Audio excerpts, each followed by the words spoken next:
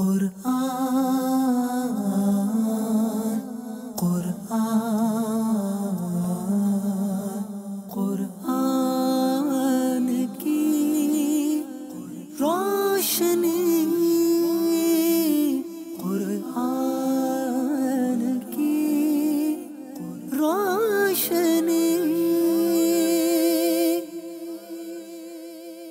الحمدللہ رب العالمین والصلاة والسلام علی سید المرسلین، اما بعد فاعوذ باللہ من الشیطان الرجیم، بسم اللہ الرحمن الرحیم۔ الصلاة والسلام علیکہ یا رسول اللہ وعلی آلکہ واصحابکہ یا حبیب اللہ۔ الصلاة والسلام علیکہ یا نبی اللہ وعلی آلکہ واصحابکہ یا نور اللہ۔ میٹھے میٹھے اسلامی بھائیوں اور مدنی چینل کے ناظرین، سلسلہ شان نزول لے کر ایک بار پھر آپ کی خدمت میں حاضر ہوئے ہیں۔ اللہ کریم رب العزت جل وعلا ہم سب کو قرآن اور احادیث طیبہ کی تعلیمات کے مطابق زندگیاں گزارنے کی توفیق عطا فرمائے۔ حضور اکرم رحمت عالم صلی اللہ علیہ وآلہ وسلم کا فرمان عالی شان ہے، جب جمعرات کا دن آتا ہے تو اللہ تبارک و تعالیٰ کی طرف سے فرشتے ایسے آتے ہیں کہ جن کے ہاتھوں میں سونے کے قلم اور چاندی کے اوراق ہوتے ہیں، وہ ان سے لکھتے ہیں کون جمعرات اور شب جمعہ نبی کریم صلی اللہ علیہ وآلہ وسلم کی ذات پر درود پاک پڑھتے ہیں۔ کوشش کر کے ہمیشہ اپنا معمول بنانا چاہیے، کثرت سے درود شریف اپنا وظیفہ بنانا چاہیے، اور بطور خاص جمعرات، شب جمعہ اور روز جمعہ نبی پاک صلی اللہ علیہ وآلہ وسلم کو یاد کریں، اس کی برکات پائیں۔ صلو علی الحبیب صلی اللہ تعالی علی محمد صلی اللہ علیہ وآلہ وسلم۔ صلاۃ و سلام علیکہ یا سیدی یا مکی یا مدنی یا عربی یا قرشی یا مطلبی یا ہاشمی یا رسول اللہ وعلی آلکہ واصحابکہ یا حبیب اللہ۔ آج کا ہمارا جو موضوع ہے، یوں سمجھیے کہ یہ کسی خاص آدمی کا یہ منصب اور کام بطور خاص نہیں ہے، بلکہ ہر گھر میں، ہر آفس میں اور معاشرے کا ہر فرد اس میں مبتلا ہو بھی سکتا ہے، اور دوسرے اس کے پوائنٹ پر ہر آدمی عمل بھی کر سکتا ہے۔ یعنی اس کو آسان لفظوں میں یوں سمجھیں کہ ہر انسان ایک اعتبار سے مبلغ ہے کہ وہ لوگوں کو اچھی بات کا حکم دے، وہ تبلیغ دین کے فریضے کو ادا کرے، امر بالمعروف پر عمل کرے اور نہی عن المنکر اس پر بھی عمل کرے، یعنی نیکی کا حکم دو اور برائی سے منع کرو۔ یہ مسلمان کا ایک اہم ترین فریضہ ہے۔ امت مصطفیٰ صلی اللہ علیہ وآلہ وسلم کی جو خصوصیات کو بیان کیا گیا، ان میں جو فضیلت کا وصف بیان کیا گیا ہے، اس خصوصیت کے اندر فضیلت کس وجہ سے عطا فرمائی گئی ہے، اس کا وصف ہی یہی ہے کہ یہ امت نیکی کا حکم دے گی اور برائی سے منع کرے گی۔ قرآن مجید فرقان حمید میں جب یہ آیت مبارکہ نازل ہوئیں، اور اس وقت اس کا شان نزول پہلے میں عرض کر دیتا ہوں۔ شان نزول یہ ہے کہ یہودیوں میں سے کچھ لوگ جنہوں نے حضرت عبداللہ بن مسعود رضی اللہ تعالی عنہ اور دیگر صحابہ سے کہا کہ ہم تم سے افضل ہیں اور ہمارا دین تمہارے دین سے بہتر ہے۔ جب انہوں نے یہ ان سے تکرار کی اور ان کے ساتھ اس حوالے سے گفتگو کی، بعض تفاسیر میں یہ بھی بیان کیا گیا کہ کچھ لوگ ایمان کی طرف آئے اور انہوں نے اس کو ورگلانے کی کوشش کی، بعد ازاں کہ جب انہوں نے انہیں یہ جواب دیا کہ ہم اس دین پر ہیں جو افضل ترین دین ہے، ہم اس نبی کریم صلی اللہ علیہ وسلم کے غلام ہیں جو افضل الرسل ہیں، تمام انبیاء سے افضل ہیں، رسولوں سے اعلیٰ ہیں، ہم ان کے غلام ہیں، ان کے امتی ہیں۔ تو اس پر انہوں نے یہ کلام کرنا شروع کیا کہ دین تو ہمارا افضل ہے اور ہم امت کے اعتبار سے بھی ان سے افضل ہیں، دین کے اعتبار سے بھی افضل ہیں، اور اس طرح کے کچھ کلام کیے، جس پر اللہ تبارک و تعالی نے یہ آیت مبارکہ کو نازل فرمایا اور اس میں اس فضیلت کو ذکر کر دیا کہ فضیلت کس کی ہے، افضل کون ہے۔ ارشاد فرمایا کنتم خیر امت اخرجت للناس تأمرون بالمعروف وتنہون عن المنکر وتؤمنون باللہ۔ ارشاد فرمایا کہ تم بہتر ہو ان سب امتوں میں جو لوگوں میں ظاہر ہوئیں، یعنی ان میں بہترین وہ تم ہو، اور تمہارا کام کیا ہے، یعنی بھلائی کا حکم دیتے ہو، یعنی نیکی کی طرف، ہدایت کی طرف بلاتے ہو، اور وَتَنْهَوْنَ عَنِ الْمُنْكَرِ اور برائی سے منع کرتے ہو، وَتُؤْمِنُونَ بِاللَّهِ اور اللہ پر ایمان لاتے ہو، رکھتے ہو۔ وَلَوْ آمَنَ أَهْلُ الْكِتَابِ لَكَانَ خَيْرًا لَهُمْ منہم المؤمنون واکثرهم الفاسقون۔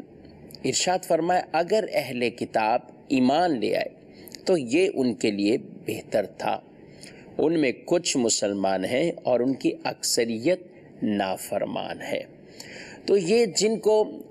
یہود کی طرف سے یہ کہا گیا کہ افضل امت ہم ہیں اور افضل دین بھی ہمارا ہے، تو انہیں گویا کہ یہ جواب بھی مل گیا کہ افضل دین، افضل امت، یہ نبی کریم صلی اللہ علیہ وآلہ وسلم کو فضیلت والی امت قرار دیا گیا۔ یاد رکھیں کچھ آیات مبارکہ جن میں اللہ تبارک و تعالیٰ نے حضرت موسیٰ علیہ السلام سے بھی جو ارشاد فرمایا کہ ان کو فضیلت عطا فرمائی، ان کی امت کو بھی، تو اس سے مراد اس زمانے کے اعتبار سے ہے، یعنی اس وقت وہ تمام سے فضیلت والے ہیں، ظاہر ہے فضیلت ہی ہے، لیکن نبی پاک صلی اللہ علیہ وآلہ وسلم کی فضیلت اور آپ کی امت کی فضیلت یہ ہمیشہ کے لیے، کیونکہ اب لا نبی بعدی، کوئی اور نبی نہیں آئے گا، کوئی اور دین نہیں آئے گا، دین محمدی صلی اللہ علیہ وآلہ وسلم ہے، نبی پاک صلی اللہ علیہ وسلم خاتم النبیین ہے، آپ کے بعد کوئی نیا نبی جو ہے وہ قیامت تک نہیں آئے گا، جو ہوگا وہ جھوٹا ہوگا، کذاب ہوگا۔ حضرت عیسیٰ آپ اللہ کے نبی جو جن کے بارے میں ہمارا ایمان اعتقاد وہ آسمانوں پر اٹھائے ہوئے قرب قیامت کے وہ نزول فرمائیں گے، لیکن حضرت عیسیٰ علیہ السلام وہ نزول فرمائیں گے، لیکن آپ صلی اللہ علیہ وسلم سے وہ پہلے ہی نبی بن کر دنیا میں تشریف لا چکے ہیں، لیکن یہ بھی یاد رکھیں قرب قیامت میں جب وہ نزول فرمائیں گے تو پھر وہ اپنے اس دین عیسوی کی تبلیغ نہیں فرمائیں گے، اب سارے دین منسوخ ہے، اب نبی پاک صلی اللہ علیہ وآلہ وسلم کے دین کے ہی مبلغ بنیں گے، اسی قرآن کے احادیث طیبہ کے اسی مبلغ بن کر وہ لوگوں کو تبلیغ فرمائیں گے۔ تو عیسیٰ علیہ السلام کا نزول فرمانا یہ اس چیز کے معنی نہیں ہے، یعنی کہ نبی پاک علیہ السلام کی خاتم النبیین ہونے میں کوئی فرق نہیں آئے گا، کیونکہ یہ پہلے سے دنیا میں تشریف لا چکے اور پھر آسمانوں پر اٹھائیں، قرب قیامت میں نزول فرمائیں گے۔ تو بہرحال افضل امت وہ یہ امت مصطفیٰ صلی اللہ علیہ وآلہ وسلم افضل ہے۔ اس امت کو جو فضیلت بیان کی گئی کس وجہ سے کی گئی، اس کا مقصد کیا ہے اس امت کی فضیلت کو بیان کریں؟ کیا اس امت میں بہت اعلیٰ ترین آفیسر ہوں گے؟ کیا اس امت میں بہت بڑے ڈاکٹر ہوں گے؟ کیا اس امت میں بہت بڑے انجینئر ہوں گے؟ کیا اس امت میں بہت بڑے سائنسدان ہوں گے؟ یا اس امت میں کیا ایسا سبب ہے کہ جس کی وجہ سے اس امت کو افضل ترین امت قرار دیا گیا ہے؟ تو یاد رکھیں قرآن نے جو وصف بیان کیا ہے وہ ہے تأمرون بالمعروف وتنہون عن المنکر، کہ تم نیکی کا حکم دیتے ہو اور برائی سے منع کرتے ہو، یعنی نیکی کا حکم دینا اور برائی سے منع کرنا، یہ فضیلت اور وہ وصف بیان کیا گیا ہے کہ جس کی وجہ سے اس امت کو افضل ترین امت قرار دیا گیا ہے، اس امت کو فضیلت والی امت وہ قرار دیا گیا ہے۔ نبی کریم صلی اللہ تعالیٰ علیہ وآلہ وسلم نے اپنی اس امت سے آپ نے بہت سی ایسی باتیں ارشاد فرمائی ہیں۔ یاد رکھیں کئی ایسی چیزیں ہیں کہ جن میں آدمی جن کو ترک کر کے کئی معاشرے، گھر، آفیسز یا دیگر یہ چیزیں سب تباہ برباد ہو جاتی۔ ان میں ایک یہ چیز نیکی کا حکم نہ دینا، برائی سے منع نہ کرنا۔ عام طور پر ہر آدمی کا یہ کہ نعرہ اور کلمہ ہے یا شیخ اپنی اپنی دیکھ، یعنی وہ کسی کو برائی سے روکنے کا نہ اپنے اندر کوئی جذبہ پاتے ہیں، نہ کہتے ہیں کہ اب کل زمانہ ایسا نہیں ہے، ہم کس کو کیسے روکیں، ہم کس کو کیسے دعوت دیں۔ تو سیکھنے کے انسان کے کتنے معاملات ہیں۔ اسکول جائے گا، ٹیچر اسے پڑھائے گا۔ ٹیچر نے آج وہ عمل چھوڑ دیا کہ وہ لوگوں کو جہاں تعلیم کا معاملہ ہے وہاں ساتھ ساتھ تربیت کا معاملہ ہے، ٹیچر اس سے پیچھے ہو گئے کرنے کا، یہی ایک بات کہتے ہوئے کہ زمانہ نہیں ہے ایسا، اس لیے جو جیسے چل رہا ہے ویسے چلنے دو۔ گھر بار تو گھر کے اندر یہ ماحول نہ رہا، کوئی کسی کو سمجھانے والا نہیں، دینی طور پر کوئی کسی کی تربیت کرنے والا نہیں، اور تربیت کرنے کے لیے خود اس چیز پر عمل کرنا وہ خود بھی انسان کو کر کے دکھانا ہوتا ہے۔ اور تبلیغ کے جتنے بھی ذرائع ہیں، تحریر، تقریر، تصنیف، یہ سارے تبلیغ کے ذرائع ہیں کہ ان کے ذریعے آدمی نیکی کا حکم دے سکتا ہے اور دیتا ہے، لیکن ان میں سب سے مؤثر، سب سے بہترین جو طریقہ جو لوگوں یعنی ایک عام جو طریقہ ہے کسی کو سمجھانے کے لیے، خود انسان کا سدھر جانا یا اس نیکی پر عمل کرنا، یہ ایک ایسی خاموش تبلیغ ہے گویا کہ دوسرے کو سمجھانا انتہائی آسان ہے۔ کئی لوگ دیکھ کر سدھر جاتے ہیں، دیکھ کر سیکھ جاتے ہیں۔ گھر کے ماحول کو اگر ہم دیکھیں تو صرف اور صرف بچوں کو تربیت کرتے ہوئے یہ کہتے رہنا کہ تم ایسا نہ کرو، تم ایسا کرو، تم یہ معاملہ نہ کرو، تم یہ کرو، صرف ایک والد یا بڑا بھائی گھر کے اندر ایک افسر کی حیثیت سے آرڈر دیتا رہے تو آپ بھی سمجھتے ہیں اس گھر کے اندر کتنا وہ مؤثر ترین طریقہ ہوگا یا نہیں ہوگا، نتیجہ سامنے آئے گا۔ لیکن بچے جو سیکھتے ہیں یہ قول سے کم ہمارے انداز سے زیادہ سیکھتے ہیں، یعنی ہم ان کو بولتے رہیں، کتنی باتیں بولتے رہیں، یہ کرو یہ کرو یہ کرو، یہ سمجھتے ہیں دو کان ہیں، ادھر سے سنیں گے اور ادھر سے نکالیں گے۔ لیکن عمل سے یعنی کر کے دکھانے سے کتنا۔ اب والد اگر یہ کہ تم شور نہیں کیا کرو، چلایا نہیں کرو، بات کرنے کا انداز طریقہ سیکھو، بیٹھنے کا طریقہ سیکھو، یہ معاملہ سیکھو، لیکن اسی کے انداز گھر میں اس سے برعکس ہو، چاہے بولنے کا انداز ہو، چاہے بات کرنے کا ہو، لڑائی جھگڑے کے حوالے سے ہو، بیٹھنے اٹھنے کا طریقہ ہو، تو یہ بچوں کے لیے کوئی مؤثر ثابت نہیں ہوگا۔ بچے اس سے ہرگز جو ہے وہ نہیں سیکھ پائیں گے۔ والد خود سگریٹ پیتا ہو اور بچوں کو کہ تم سگریٹ جو ہے وہ نہ پیو، ہو سکتا ہے مؤثر ہو جائے، لیکن والد کے سامنے ہی ایسا ہوگا۔ بعض اوقات پھر بچے باہر جاتے ہیں، گلی محلوں میں جاتے ہیں، ہاں یہ والد جو ہمارا کر رہا ہے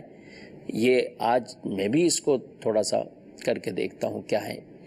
تو اس طرح کے معاملات جو ہیں وہ رہتے ہیں۔ تو ایک بہترین طریقہ خود عمل کر لینا۔ مومن کی قرآن پاک میں جو اوصاف بیان کیے گئے نا مومنوں کے اور منافقوں کے وصف میں یہ بیان کی گئی کہ منافق جو ہیں وہ ایک دوسرے کو برائی کا حکم دیتے ہیں۔ قرآن میں اللہ تعالیٰ 10ویں پارے میں ارشاد فرماتا ہے المنافقون والمنافقات بعضهم من بعض یأمرون بالمنکر وینہون عن المعروف، کہ منافق مرد اور منافق عورتیں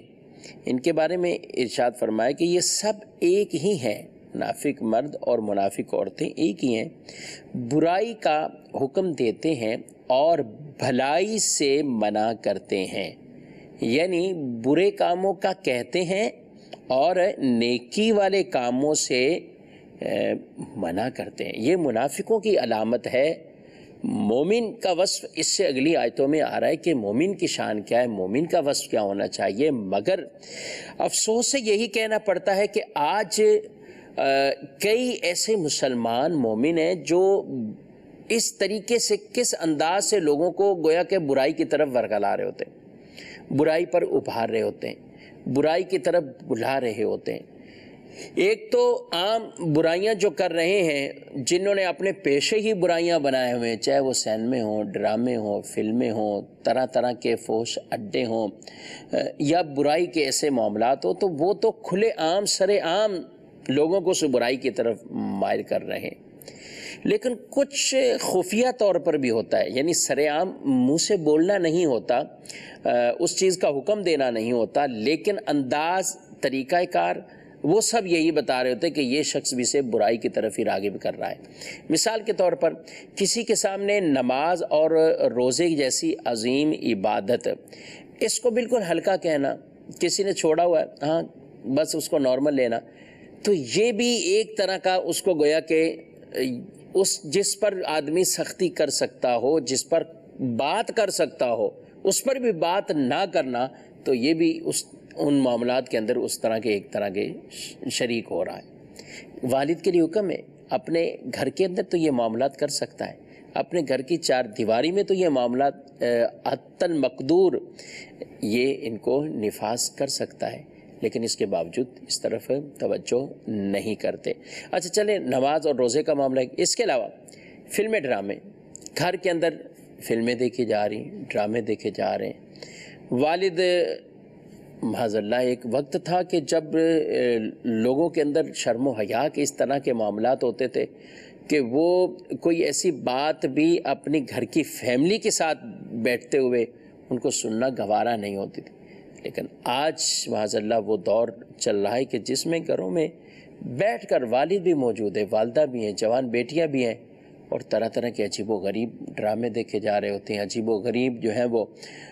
ایسے محبتوں والے افسانے وہ سنائے جا رہے ہیں، پڑھے جا رہے ہیں، دیکھے جا رہے ہیں، انٹرنیٹ کا استعمال ہے، ناول پڑھے جا رہے ہیں۔ یہ سب چیزیں یہ معاشرے کی تباہی اور بربادی کا بہت بڑا سبب ہے۔ جب گھر سے یہ روک ٹوک ختم ہوئی، اسکول کالج میں ویسے ختم، گھر کے اندر بھی خلج، مسجد کے محراب و منبر کے قریب وہ جانے کی فرصت نہیں، مطلب یہ کہ واعظ و نصیحت کی مجالس میں جانا عام معمول نہیں، نہ فرصت ایسی،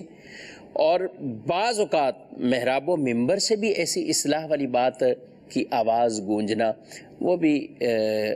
بہت قلیل والی صورت اختیار کرتی جا رہی ہے، قلت ہے اس طرف۔ تو جب تربیت کے ذرائع ہی مسدود ہو گئے، بند ہو گئے، تو اب کیا اس کے بعد اس معاشرے کے اندر وہ اچھائی والے اوصاف وہ ابھریں گے، اچھائی والے اوصاف آئیں گے؟ تو منافقوں کی یہ علامت بہرحال بیان کی گئی۔ اچھا، والدین میں، ایک گھر والوں میں، ماں باپ میں اس طرح کے بعض اوقات اگر بیٹے میں سے کسی نے دینی لباس اوڑھ لیا، مثال کے طور پر وہ سر پہ امامہ رکھتا ہے، داڑھی سجا لیتا ہے، تو بعض ایسے گھرانے جن میں والدین تشویش کا شکار ہوتے ہیں، یہ ہمارا بیٹا یہ کیا ہو گیا، یہ تو مولانا بن گیا، یہ تو مولوی صاحب بن جائیں گے، یہ بیٹے کس طرف نکل رہے ہیں۔ یعنی یہ ایسی چیز ہے کہ جو یعنی منافقانہ علامت ہے کہ نیکی کے کاموں سے روکنا، وہ آج مومنوں کا گویا کہ اس انداز سے، طریقے سے وصف بنتا جا رہا ہے۔ ایک حدیث ہے، نبی کریم صلی اللہ علیہ وآلہ وسلم نے ارشاد فرمایا، جب تمہاری عورتیں سرکشی کریں گی، تمہارے جوان فاسق ہو جائیں گے، تم جہاد چھوڑ دو گے، تو اس وقت تمہارا کیا حال ہوگا؟ صحابہ کرام رضی اللہ تعالی عنہم نے عرض کی، یا رسول اللہ صلی اللہ علیہ وسلم، کیا ایسا ہوگا؟ نبی پاک صلی اللہ علیہ وسلم نے ارشاد فرمایا، اس ذات کی قسم جس کے قبضہ قدرت میں میری جان ہے، اس سے بھی زیادہ سخت ہوگا، اس سے بھی زیادہ سخت ہوگا۔ صحابہ کرام علیہم رضوان عرض گزار ہوئے یا رسول اللہ صلی اللہ علیہ وسلم اس سے زیادہ کیا سخت ہوگا؟ ارشاد فرمایا اس سے زیادہ کیا ہوگا؟ کہا تمہارا کیا حال ہوگا جب تم نیکی کا حکم نہیں دو گے اور برائی سے نہیں روکو گے، تمہارا پھر کیا حال ہوگا؟ آپ صلی اللہ علیہ وآلہ وسلم کی بارگاہ میں صحابہ اکرام علیہم رضوان نے عرض کی یا رسول اللہ کیا ایسا بھی ہوگا، یعنی لوگ نیکی کا حکم چھوڑ دیں گے اور برائی سے منع نہیں کریں گے، کیا ایسا بھی ہوگا؟ ارشاد فرمایا کہ اس ذات کی قسم جس کے قبضہ قدرت میں میری جان ہے اس سے بھی زیادہ برا ہوگا، اس سے بھی زیادہ برا ہوگا، یعنی سخت معاملہ ہوگا۔ صحابہ کرام نے عرض کی یا رسول اللہ صلی اللہ علیہ وسلم اس سے سخت کیا ہو سکتا ہے، کیا ہوگا؟ تو آپ صلی اللہ علیہ وسلم نے ارشاد فرمایا اس وقت تمہارا کیا حال ہوگا جب تم نیکی کو برائی اور برائی کو نیکی سمجھنے لگو گے۔ اللہ اکبر، نیکی کو برائی اور برائی کو نیکی سمجھو۔ صحابہ نے عرض کی یا رسول اللہ صلی اللہ علیہ وآلہ وسلم یہ کیا ایسا ہوگا؟ ارشاد فرمایا اس ذات کی قسم جس کے قبضہ قدرت میں میری جان ہے اس سے بھی زیادہ سخت ہوگا۔ عرض کی کہ یا رسول اللہ صلی اللہ علیہ وسلم اس سے زیادہ کیا سخت ہوگا؟ کہا یہ سخت ہوگا جب تم برائی کا حکم دے گے اور نیکی سے تم منع کرو گے۔ صحابہ اکرام علیہ رضوان عرض کی یا رسول اللہ صلی اللہ علیہ وسلم کیا ایسا بھی ہوگا؟ فرمایا ہاں، جس کے قبضہ قدرت میں میری جان ہے اس سے بھی زیادہ سخت ہوگا۔ اللہ اکبر۔ اور پھر اللہ تعالیٰ فرماتا ہے مجھے اپنی قسم میں ان پر ایسا فتنہ مقرر کروں گا کہ اس میں سمجھدار لوگ بھی حیران رہ جائیں گے۔ اللہ اکبر۔ یہ آج اس طرح کے فتنے فساد ہم دیکھ رہے ہیں، اس طرح کے معاملات کو ہم دیکھ رہے ہیں۔ نہ صرف نیکی کا حکم دینے سے رکنا اور برائی کے معاملات سے منع کرنے سے رکنا، جہاں یہ معاملہ بلکہ اب تو الٹ ہو گیا نا کہ نیکی کی بات کوئی معاذ اللہ برائی سمجھنے لگ گئے اور برائی کو نیکی سمجھنے لگ گئے، ایک طرح کا یعنی سر عام کر رہے ہیں، کوئی کسی کی روک تھام نہیں ہے۔ نبی پاک صلی اللہ علیہ وسلم نے اس قدر یہ تلقین فرمائی ہے کہ تم جب کسی برائی کو تم میں سے کوئی دیکھے تو اسے چاہیے کہ وہ اپنے ہاتھ سے اسے تبدیل کرے، اس کو روکے، اپنے ہاتھ سے تبدیل کرے۔ یہ ہاتھ سے کون تبدیل کر سکتا ہے؟ حکمراں کر سکتے ہیں۔ یہ ہاتھ سے کون برائی کو تبدیل کر سکتا ہے؟ گھر کا سرپرست ہے، وہ والد ہے، وہ شریعت مطہرہ کی قیودات میں رہتا ہوا ان میں احکامات کو نافذ کر سکتا ہے، اپنے اہل و عیال پر کر سکتا ہے۔ وہ گھر کا گویا کہ وہ شوہر ہے جس کو افسر بنایا گیا ہے، وہ شرعی قیودات کے تحت رہتا ہوا اپنے اہل، اپنی اہلیہ، ان پر ان چیزوں کو نافذ کر سکتا ہے۔ فرمایا ہاتھ سے بدلو، اور اگر اس سے تم طاقت نہیں رکھتے تو زبان سے کہہ تو دو یہ برا ہے، اتنا تو کہہ سکتے ہیں کہ یہ برا ہے، یہ گناہ کا کام ہے، یہ نافرمانی والا کام ہے۔ اور اگر اس کی بھی تمہیں طاقت نہیں ہے کہ تم زبان سے کسی کو نہ کہہ سکو، کا دل میں برا جانو، اور یہ ایمان کا ضعیف ترین درجہ ہے۔ اس برائی کو دل میں برا جاننا، یہ ضعیف ترین ادنا درجہ اس کو کہا گیا۔ ذرا غور کیجئے مدنی چینل کے ناظرین، آج معاشرے میں کئی برائیاں ایسی ہو رہی، کیا ہم ہاتھ سے نہیں بدل پائے؟ زبان سے کہنے کی عادت ختم ہو گئی، نہیں کہہ پاتے۔ بعض اوقات ایسی طاقت بھی نہیں ہوتی کہ اس چیز کو ہر آدمی روک سکے اور زبان سے بھی کہہ سکے۔ لیکن یہ جو تیسرا وصف بیان کیا گیا ہے کہ اپنے دل میں تو برا جانو، اپنے دل میں تو برا جانو۔ مومنوں کی وصف کے بارے میں اللہ تبارک و تعالیٰ نے جو مومنوں سے متعلق ایسے ایمان والوں کے اوصاف بیان کیے تو ارشاد فرمایا والمؤمنون वल्मुमिनातु बादुहुम औलियाउ बाद यअमुरून बिलमारूफि व यनहौना अनिल मुनकर व युकीमूनस्सलात व युतूनज़्ज़कात व युतीऊनल्लाह व रसूलह उलाइका सयरहमुहुमुल्लाह इन्नल्लाह अज़ीज़ुन हकीम। और फरमाया मुसलमान मर्द और मुसलमान औरतें एक दूसरे के रफ़ीक हैं, साथी हैं। कहा कि भलाई का हुक्म देते हैं, बुराई से मना करते हैं, नमाज कायम करते हैं, ज़कात देते हैं, अल्लाह और उसके रसूल का हुक्म मानते हैं। ये वो हैं जिन पर अनकरीब अल्लाह रहम फरमाएगा, बेशक अल्लाह गालिब हिकमत वाला है। ये मोमिनों के उन खूबसूरत औसाफ को बयान किया कि एक दूसरे को अच्छी बात का हुक्म देते हैं, बुराई से मना करते रहते हैं। ये ऐसे हैं कि जो नमाज भी पढ़ते हैं, ज़कात भी देते हैं और अल्लाह रसूल की इताअत करते हैं। अल्लाह रसूल की इताअत, मुनाफिक और मोमिन में ये फ़र्क इन अलामात के एतबार से, मुनाफिक वो लोगों को बुराई का कहते हैं, लोगों को नेकी से रोकते हैं, और मोमिन लोगों को नेकी का हुक्म देते हैं और बुराई से उनको रोकते हैं। ये वस्फ़ मोमिनों में बहुत अहम तरीन और अच्छा वस्फ़ है। याद रखें कि आज कई ऐसी बुराइयां जो हमारे सामने बाज़ औक़ात हो रही होती हैं, लेकिन उसके बावजूद इनको ना रोकना, वहाँ नेकी की दावत ना देना, पैगाम ना देना, क्योंकि बुराई को बुराई समझने वाले या बुराई को बुराई कहकर उसको रद्द करने वालों की तादाद गोया कि कम होती जा रही। ये कोई ख़ास मखसूस तबके का ये काम नहीं है कि वही काम करेगा, मखसूस लोगों का काम नहीं है, बल्कि हर इंसान इस एतबार से मुबल्लिग है और उसको ये फ़रीज़ा अपने अपने एतबार से हस्ब हाल जो उस पर हुक्म शरअ है उसके मुताबिक इसको पूरा करना है। आज कितनी बुराइयां हैं हमारे माशरे के अंदर, अगर हम इस पर थोड़ा सा गौर करें। मस्जिदों की वीरानी हुई पड़ी है,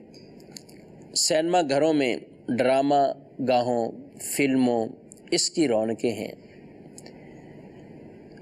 dish antenna, cable TV, internet के गलत इस्तेमाल, ये सब बुराइयां माशरे में आम होती जा रही हैं। ज़रूरियात की तकमील और सहूलियात के हुसूल की हद से ज़्यादा जद्दोजहद ने मुसलमानों की भारी अक्सरियत को आखरत की फ़िक्र से बिल्कुल गाफिल कर दिया है। गाली देना, तोहमत लगाना, किसी पर इल्ज़ाम लगाना, उसकी इज़्ज़तों को पामाल कर देना, इज़्ज़तें उछाल देना, लोगों की बेटियों की इज़्ज़तें नीलाम कर देना, झूठे वादे करना, माल दबा लेना, कर्ज लेना और अदा न करना, कर्जा और जायदादों को ज़ब्त कर लेना, लोगों पर जुल्म करना, खून बहाना और लोगों के हुकूक पामाल कर देना, अपने से निचले तबके माली तौर पर उनका किसी किस्म का कोई ख्याल न रखना, लोगों को तकलीफ पहुंचाना, उनके नाम बिगाड़ना, दूसरों की चीज़ें बग़ैर इजाज़त के इस्तेमाल करना, जबकि उनको नागवार गुज़र रहा है फिर भी ये मामलात करना, माँ बाप की नाफरमानी हो, शराब हो, सूद हो, जुआ हो, किस कदर बुरे आमाल में हमारा माशरे का गोया कि फ़र्द मुब्तला हो रहा है। अमानत हो तो ख़यानत करें, नौकरी हो तो उसमें ख़यानत करें, चोरी करें, गसब करें, बड़े आम अंदाज से लोगों का माल दबा लें। अल्लाहु अकबर, इस कदर बुराइयां आम माशरे में, उसके बावजूद हमें कोई बुराई ही नज़र ना आए कि हम किस बात से मना करें, तो इस पर अफसोस ही किया जा सकता है। तो मोमिनों को अपने इन औसाफ को अपने अंदर लाना चाहिए और बुराई से मना करें اور نیکی کا حکم دیں، کیونکہ جو برائی سے منع کرتے ہیں اور نیکی کی طرف لوگوں کو لاتے ہیں، ایسا ایک ہے قرآن پاک میں تو یہ بات جب بیان فرمائے گی، یا ایھا الذین آمنوا علیکم انفسکم لا یضرکم من ضل اذا اہتدیتم۔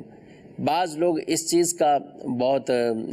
جو تھوڑے سے پڑھے لکھے سمجھدار اپنے آپ کو کہلاتے ہیں، یا قرآن کی کچھ آیات کو بھی پڑھتے ہیں، تو وہ کہتے ہیں بھی قرآن میں واضح طور پر یہ کہہ دیا کہ اے ایمان والو، تم اپنی جانوں کی فکر کرو، جب تم ہدایت پر ہو تو کسی کے گمراہ ہونے سے تمہارا کچھ نہیں بگڑے گا، تمہارا کچھ نقصان نہیں ہوگا۔ یہ آیت قرآن میں بیان ہوئی، بالکل ہوئی، صحابہ نے سنی، سمجھی بھی۔ آئے میں آپ کو حدیث پاک اس بارے میں عرض کرتا ہوں کہ حضرت ابوبکر صدیق رضی اللہ تعالیٰ عنہ نے فرمایا، یہ روایت ہے کہ جس میں فرمایا کہ اے لوگو، تم جب یہ آیت پڑھتے ہو، یا ایھا الذین آمنوا علیکم انفسکم لا یضرکم من ضل اذا اہتدیتم، اور میں نے رسول اللہ صلی اللہ علیہ وآلہ وسلم سے سنا ہے جب لوگ ظالم کو ظلم کرتے دیکھیں اور ظلم سے نہ روکیں تو قریب ہے کہ اللہ تعالیٰ ان سب کو عذاب میں مبتلا کر دے گا، سب کو عذاب میں مبتلا کر دے گا۔ ایک مرتبہ آپ رضی اللہ تعالیٰ عنہ نے فرمایا، اے لوگو، تم اللہ تعالیٰ کے اس فرمان علیکم انفسکم کو پڑھ کر دھوکے میں مبتلا نہ ہو جانا کہ تمہیں کوئی کہنے لگے کہ بس اپنی فکر کرو، لوگوں کے پیچھے نہ لگو۔ اللہ کی قسم تم ضرور نیکی کا حکم دو گے اور برائی سے منع کرو گے، ورنہ اگر تم نے ایسا نہ کیا تو تمہارے شریر لوگ حکمران بن جائیں گے جو تمہیں بڑی سخت تکلیفیں پہنچائیں گے، پھر تمہارے نیک لوگ دعا کریں گے تو ان کی دعا کو قبول نہیں کیا جائے گا، ان کی دعا بھی قبول نہیں ہوگی۔ ایک اور حدیث میں حضرت ابو درداء رضی اللہ تعالیٰ عنہ فرماتے ہیں، اے لوگو، تمہیں لازمی طور پر نیکی کا حکم دینا اور برائی سے روکنا ہوگا، ورنہ اللہ تعالیٰ تم پر ظالم حکمران مسلط کر دے گا جو تمہارے بڑوں کی بزرگی کا خیال نہیں رکھے گا، تمہارے چھوٹوں پر وہ شفقت گویا کہ نہیں کرے گا، ایسے لوگ تم پر مسلط ہو جائیں گے۔ اور عام طور پر بھی اگر یہ دیکھا جائے کہ ہم یہ کہیں کہ بھئی ہم نے اپنا معاملہ سیدھا کر لیا، کسی اور کو کچھ کہنے کی ضرورت نہیں، حالانکہ اس کا ثواب کتنا ہے نیکی کا حکم دینا۔ آپ نماز پڑھ رہے ہیں، آپ نماز پڑھتے ہوئے جا رہے ہیں، قبلہ امیر اہل سنت دامت برکاتہم العالیہ نے جو ہمیں انداز سکھائے، بلکہ دعوت اسلامی کا مقصد ہی یہی ہے، مجھے اپنی اور ساری دنیا کے لوگوں کی اصلاح کی کوشش کرنی ہے۔ آپ کے مدنی انعامات میں یہ ترغیبات موجود ہیں کہ اپنے ساتھ دوسروں کو نماز کی طرف لے جانے کا۔ جب آدمی نیکی کی دعوت دینے کا عادی بنتا ہے، یہ عمل ایسا ہے کہ انسان کو خود گناہوں سے بچا دیتا ہے۔ یعنی آپ خود سوچیں، ایک شخص ہے جو اپنی دکان سے اٹھ کر اذان کی آواز سنتا ہے اور مسجد کی طرف چلا جاتا ہے اور ساتھ کسی اور کو بھی نیکی کا حکم دیتا ہے۔ حکم دینے سے مراد کسی کو عرض کر دینا، کہہ دینا آپ بھی نماز پڑھیے، اس کا ذہن بنا دینا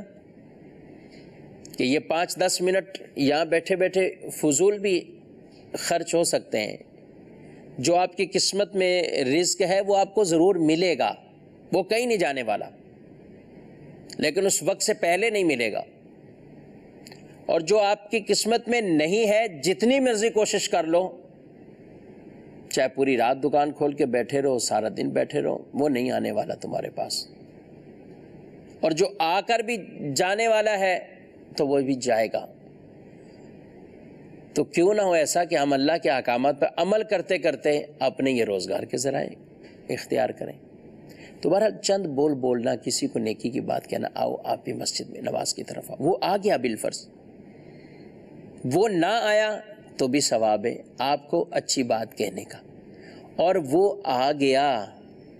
تو آپ کو بھی اتنا ثواب ملے گا گویا کہ آپ نے 2 نمازیں پڑھ لی، یعنی ایک تو اپنی نماز کا ثواب ملا، ایک اس کو نماز پڑھوانے کا ثواب ملا۔ پھر انسان کسی کو جب نیکی کی بات کہتا ہے اور اس کے دل میں وہ اتر جائے اور وہ عمل کرنا شروع کر دے، اس کے لیے کتنا بڑا صدقہ جاریہ ایک طرح کا۔ اور یاد رکھیں جس طرح نیکی کی بات کا حکم دینا یہ ایک اہم ترین فریضہ ہے، اسی طریقے سے برائی سے روکنا یہ بہت اہم ہے کہ بعض اوقات انسان چھوٹی چھوٹی نیکیوں کے بارے میں تو بتاتا ہے یا کسی کو بتا دیا، اس کو کہہ دیا کہ یہ بھی کرو وہ بھی کرو، لیکن یہ بڑے بڑے اس کے گناہوں کو تو جن میں مبتلا ہے سب کچھ ہے، اس کو دیکھتے ہوئے پھر اس کو اگنور کرنا، یہ جس کے پاس طاقت قدرت ہو اس کے لیے یہ بالکل قطعاً مناسب نہیں ہے، بلکہ وہ اس کو سمجھائے، اس کو برائی سے بھی روکے۔ یہ دونوں کام ساتھ ساتھ ہیں، نیکی کا کہنا، برائی سے روکنا۔ تو جو جس برائی میں مبتلا ہے اس برائی سے، کیونکہ بعض اوقات ایک گناہ ایک طرف ہوں اور بعض نیکی کے عام معاملات جو مستحبات کے درجات میں ہوتے ہیں وہ بھلے ہزاروں کی تعداد میں ہو جائے اور گناہ ایک گناہ ہو تو یہ بھی ان پر بھاری رہے گا، کوئی گناہ اللہ تبارک و تعالیٰ کے حساب کو دعوت دینا ہے، ان کی واضح نافرمانی کرنا ہے، نماز کو ترک کرنا یہ بھی گناہ کا کام بلا اجازت شرعی۔ نماز کس کے لیے رخصت؟ نماز تو اتنے اس کے مراحل کو بیان کیا گیا، مریض ہے تو یوں پڑھ لے، کھڑے ہونے سے اس کو تکلیف ہے، کھڑے ہونے کی اس پوزیشن میں نہیں ہے کہ وہ قیام کے اس تقاضوں کو پورا کر سکے، بیٹھ کر نماز پڑھ لے، بیٹھ کر نہیں تو اشاروں سے پڑھ لے، یہ اس کے مراحل کو بیان کیا گیا۔ لیکن رخصت اس میں نہیں کہ چھوٹے چھوٹے معاملات ہو نماز کو ترک کر کے بیٹھ جائے، نماز کو چھوڑ دے، زکوٰۃ کی ادائیگی نہ کرے، باوجود فرض ہونے کے حج کو ادا نہ کرے، یہ بھی گناہ کے کام، فرض پر عمل نہ کرنا یہ بھی گناہ، اور حرام کام اختیار کرنا یہ بھی گناہ۔ تو ان دونوں کے اندر ان باتوں سے جو ہے وہ ضرور جو ہے وہ منع کرنا ہے۔ ایک حدیث میں نبی کریم صلی اللہ علیہ وآلہ وسلم نے ارشاد فرمایا کہ اس ذات کی قسم جس کے دست قدرت میں میری جان ہے، تم ضرور نیکی کا حکم دو گے اور برائی سے منع کرو گے، یا قریب ہے کہ اللہ تعالیٰ تم پر عذاب بھیجے، پھر اس سے دعا مانگو گے تمہاری دعا کو قبول نہیں کیا جائے گا۔ تو دعا کی قبولیت نہ ہونے کا ایک سبب یہ بھی ہے کہ انسان کسی کو اچھی بات کا حکم نہیں کہتا اور برائی سے منع نہیں کرتا۔ الحمدللہ دعوت اسلامی کا یہ پیارا مدنی ماحول، اس کا کام ہی یہی ہے، درس ہی یہی ہے، انداز ہی یہی ہے، طریقہ ہی یہی ہے، اس کی ابتدا یہی ہے، مقصد بھی یہی ہے، گویا کہ انتہا بھی یہی ہے کہ خود نیکی پر چلنا ہے، دوسروں کو چلانا ہے، مجھے اپنی اور ساری دنیا کے لوگوں کی اصلاح کی کوشش کرنی ہے۔ اس مقصد کے تحت اس کے شعبہ جات کام کر رہے ہیں، تقریر ہو یا تحریر ہو، اجتماعات ہوں یا مدنی قافلے ہوں، مدنی کورسز ہوں یا کوئی دیگر تربیتی نشستیں ہوں، مقصد ایک ہی ہے، اصلاح اصلاح اصلاح، برائی سے منع کرنا، برائی سے منع کرنا، برائی سے منع کرنا۔ آئیے آگے بڑھیے، قدم بڑھائیں، اس پیارے مدنی ماحول سے وابستہ ہو جائیے۔ اللہ کریم رب العزت جل وعلا ہمیں ان نیک اجتماعات میں شرکت کرنے کی توفیق عطا فرمائے۔ دعوت اسلامی کا مبلغ بن کر دعوت اسلامی کا یہ مدنی کام ہم سب کو بھی آگے بڑھانے کی توفیق عطا فرمائے، آمین بجاہ النبی الامین صلی اللہ تعالیٰ علیہ وآلہ وسلم۔ صلو علی الحبیب صلی اللہ علیہ وآلہ وسلم۔